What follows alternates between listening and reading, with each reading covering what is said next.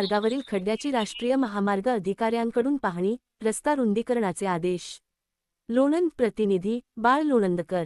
लोणंद बसस्थानकासमोरील पुणे-सातारा राष्ट्रीय महामार्गावरील सावित्रीबाई फुले चौकातील रस्त्यावर पडलेल्या मोठ्या खड्ड्याची राष्ट्रीय महामार्ग क्रमांक 4च्या अधिकाऱ्यांनी प्रत्यक्ष भेट देऊन पाहणी केली.